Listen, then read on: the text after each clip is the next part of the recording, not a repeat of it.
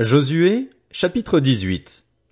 Toute l'assemblée des Israélites se réunit à Silo, et ils y installèrent la tente de la rencontre. Le pays leur était soumis.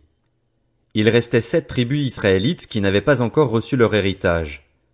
Josué dit aux Israélites, « Jusqu'à quand négligerez-vous de prendre possession du pays que l'Éternel, le Dieu de vos ancêtres, vous a donné? Choisissez 3 hommes par tribu pour que je leur confie une mission.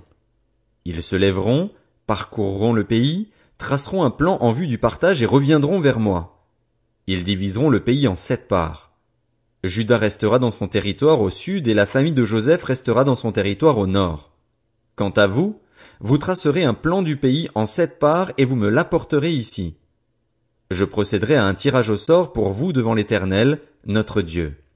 Toutefois, il n'y aura pas de part pour les Lévites au milieu de vous, car leur héritage, c'est la fonction de prêtre de l'Éternel. En outre, Gad, Ruben et la demi-tribu de Manassé ont reçu leur héritage, que Moïse, serviteur de l'Éternel, leur a donné de l'autre côté du Jourdain, à l'est. Lorsque ces hommes se levèrent et partirent pour tracer un plan du pays, Josué leur donna cet ordre. Allez parcourir le pays, tracez-en un plan et revenez vers moi. Je procéderai alors à un tirage au sort pour vous devant l'Éternel, à Silo. Ces hommes partirent, parcoururent le pays et en tracèrent, d'après les villes, un plan en 7 parts dans un livre. Puis ils revinrent vers Josué dans le camp à Silo. Josué procéda pour eux à un tirage au sort à Silo devant l'Éternel, et il partagea le pays entre les Israélites en donnant à chacun sa portion. Le sort tomba sur les clans de la tribu de Benjamin et le territoire qui leur fut attribué par tirage au sort se trouvait entre celui des descendants de Juda et celui des descendants de Joseph.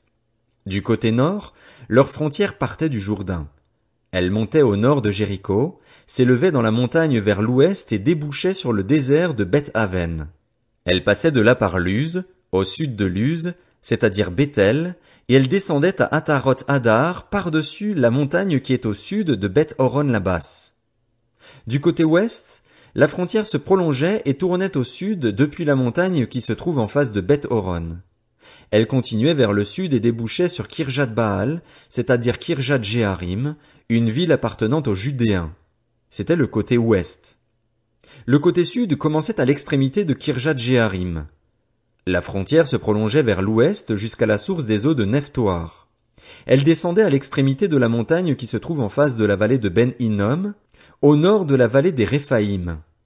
Elle descendait par la vallée de Hinnom, sur le côté sud des Jébusiens, jusqu'à En-Rogel. Elle se dirigeait vers le nord à En-Shemesh, puis à Guélilot, qui fait face à la montée d'Adumim, et elle descendait à la pierre de Bohan, fils de Ruben. Elle passait sur le côté nord en face d'Araba, descendait à Araba et continuait sur le côté nord de Beth-Hogla pour déboucher sur la langue nord de la mer Morte, vers l'embouchure du Jourdain au sud. C'était la frontière sud. Du côté de l'est, le Jourdain formait la limite. Tel fut l'héritage des clans des Benjaminites, avec ses frontières de tous les côtés. Les villes des clans de la tribu de Benjamin étaient Jéricho, Beth-Hogla, Émek-Kétsitz, Beth-Araba, Tsémaraïm, Béthel, Avim, Para, Ophra, Képhar Ammonaï, Ophni et Géba, soit 12 villes avec leurs villages. Gabaon, Rama, Béhéroth, Mitzpé, Képhira, Motsa, Rekem, Jirpil, Taréala, Tséla, Élef, Jébus, c'est-à-dire Jérusalem, Gibéat et Kirjat, soit 14 villes avec leurs villages. Tel fut l'héritage des clans des Benjaminites. Josué, chapitre 19. La deuxième part fut attribuée par tirage au sort à Siméon, au clan de la tribu de Siméon. Leur héritage était situé au milieu de celui des Judéens. Ils eurent dans leur héritage Beer-Sheba, Sheba, Molada, Hatsar-Shual, Bala, Hatsem, El-Tolad, Béthul, Horma, Tsiklag, Beth-Markabot, Hatsar-Susa, Beth-Léabot et Charushen, soit 13 villes avec leurs villages. Aïn, Rimon, Éther et Achan, soit 4 villes avec leurs villages. Ils eurent aussi tous les villages situés aux environs de ces villes jusqu'à Baalat-Béer, c'est-à-dire Ramat du sud. Tel fut l'héritage des clans de la tribu de Siméon. L'héritage des Siméonites fut pris sur la portion des Judéens. En effet, la portion des Judéens était trop grande pour eux et c'est au milieu de leur héritage que les Siméonites reçurent le leur. La troisième part fut attribuée par tirage au sort au clan des Zabulonites. La frontière de leur héritage s'étendait jusqu'à Sarid. Elle montait à l'ouest vers Maréala et touchait Dabéchet, puis le torrent qui coule devant Joknéam. De Sarid, elle tournait à l'est, vers le soleil levant, jusqu'à la frontière de Kislot-Tabor, continuait à Dabrat et montait à Japhia. De là, elle passait à l'est par Githa-Épher, par Ithakatsin, continuait à Rimon et se prolongeait jusqu'à Néa. Elle tournait ensuite du côté du nord vers Anaton et débouchait sur la vallée de Jiftar-El. Leur territoire comprenait en outre Katat, Nahalal, Shimron, Jidéala, Bethléem. Il y avait 12 villes avec leurs villages. Tel fut l'héritage des clans des Zabulonites. C'étaient ces villes-là et leurs villages. La quatrième part fut attribuée par tirage au sort à Issachar, au clan des Issacharites. Leurs frontières passaient par Jizréel, Kessulot, Sunem, Apharaïm, Shion, Anacharat, Rabit, Kishjon, Abetz, Rémet, Enganim, Enhada et Beth-Patsetz. Elle touchait Tabor, Chachatsima, Beth-Shemesh et débouchait sur le Jourdain. Leur territoire comprenait 16 villes avec leurs villages. Tel fut l'héritage des clans de la tribu d'Issachar. C'étaient ces villes-là avec leurs villages. La cinquième part fut attribuée par tirage au sort au clan de la tribu d'Azer. Leurs frontières passaient par Elkat, Hali, Béten, Akshaf, Alamélec, Améad et Michéal. Elle touchait, vers l'ouest, le Carmel et le Sichor Libnat.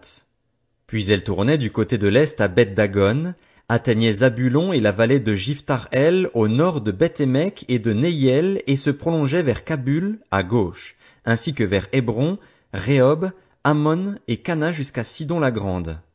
Elle tournait ensuite vers Rama jusqu'à la ville fortifiée de Tyr et vers Oza, pour déboucher sur la mer en passant par la région d'Akzib. Leur territoire comprenait de plus Huma, Aphek et Rehob. Il y avait 22 villes avec leurs villages. Tel fut l'héritage des clans de la tribu d'Azer. C'étaient ces villes-là et leurs villages. La sixième part fut attribuée par tirage au sort au clan des Nephtalites. Leurs frontières s'étendaient depuis Hélef, depuis le chêne de Tsaananim, passaient par Adami-Nekeb et Jabnil jusqu'à Lakum et débouchaient sur le Jourdain. Elle tournait vers l'ouest à Aznot-Tabor et de là continuait à Hukok. Elle touchait Zabulon du côté du sud, Azer du côté de l'ouest et Juda. Le Jourdain était du côté de l'est.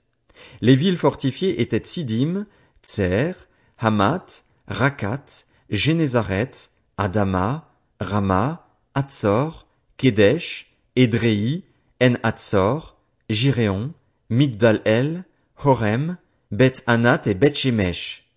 Il y avait 19 villes avec leurs villages. Tel fut l'héritage des clans de la tribu de Nephtali. C'étaient ces villes-là et leurs villages. La septième part fut attribuée par tirage au sort au clan de la tribu de Dan. Le territoire dont ils héritèrent comprenait Tsoréa, Eshtaol, Ir-Shemesh, Shaalabin, Ajalon, Jitla, Elon, Timnata, Ekron, Elteke, Gibéton, Baalat, Jéhud, Bénéberak, Gathrimon, Méjarkon et Rakon, avec le territoire qui fait face à Jaffa. Toutefois, le territoire des Danites dépassa ses limites. Les Danites montèrent et combattirent contre l'Échem. Ils s'en emparèrent et la frappèrent du tranchant de l'épée. Ils en prirent possession, s'y installèrent et l'appelèrent Dan, du nom de leur ancêtre Dan. Tel fut l'héritage des clans de la tribu de Dan. C'étaient ces villes-là et leurs villages. Lorsqu'ils eurent fini de procéder au partage du pays d'après ses frontières, les Israélites donnèrent à Josué, fils de Nun, une possession au milieu d'eux. Conformément à l'ordre de l'Éternel, ils lui donnèrent la ville qu'il avait demandée, Timnath-Sérar, dans la région montagneuse d'Éphraïm. Josué reconstruisit la ville et y habita. Tels sont les héritages que le prêtre Éléazar, Josué, fils de Nun, et les chefs de famille des tribus israélites distribuèrent par tirage au sort devant l'Éternel à Silo, à l'entrée de la tente de la rencontre. Ils mirent ainsi un terme au partage du pays. Josué, chapitre 20. L'Éternel dit à Josué, parle en ces termes aux Israélites, établissez-vous, comme je vous l'ai ordonné par l'intermédiaire de Moïse, des villes de refuge. L'auteur d'un homicide, celui qui aura tué quelqu'un involontairement, sans en avoir l'intention, pourra s'y enfuir. Elles vous serviront de refuge contre le vengeur du sang. L'auteur de l'homicide s'enfuira vers l'une de ces villes, s'arrêtera à l'entrée de la ville et exposera son cas aux anciens de cette ville. Ils l'accueilleront chez eux dans la ville et lui donneront un endroit où habiter avec eux. Si le vengeur du sang le poursuit, ils ne livreront pas l'auteur de l'homicide entre ses mains, car c'est sans le vouloir qu'il a tué son prochain et sans avoir été auparavant son ennemi. Il restera dans cette ville jusqu'à ce qu'il ait comparu devant l'assemblée pour être jugé et jusqu'à la mort du grand prêtre alors en fonction. À ce moment-là seulement, l'auteur de l'homicide pourra repartir et retourner dans sa ville et dans sa maison, dans la ville d'où il s'était enfui. Ils consacrèrent Kédesh en Galilée, dans la région montagneuse de Nephtali, Sichem dans la région montagneuse d'Éphraïm et Kirjat Arba, c'est-à-dire Hébron, dans la région montagneuse de Juda.